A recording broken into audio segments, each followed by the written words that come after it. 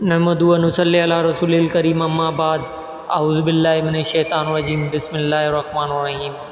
حدیث نبوی ہے۔ ابو صالح نے حضرت ابو ہریرہ رضی اللہ تعالیٰ عنہ سے روایت کی، کہا رسول کریم صلی اللہ علیہ وآلہ وسلم نے فرمایا، اللہ عز و جل ارشاد فرماتے ہیں، میں نے اپنے نیک بندوں کے لیے وہ نعمت تیار کر کے جمع کی ہے جن کو نہ کسی آنکھ نے دیکھا، نہ کسی کان نے سنا، اور نہ ان کا کسی بشر کے دل میں خیال گزرا، ان نعمتوں کے علاوہ جن پر اللہ تعالیٰ نے تمہیں مطلع کر دیا ہے۔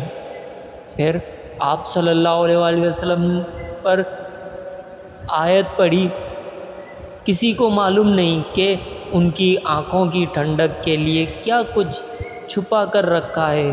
صحیح مسلم حدیث نمبر 7134۔ دوستو ویڈیو کو لائک کریے گا، شیئر کریے گا اور سبسکرائب ضرور کریے گا اور بیل کے آئیکن کو ضرور دبائیے گا۔ السلام علیکم ورحمۃ اللہ وبرکاتہ۔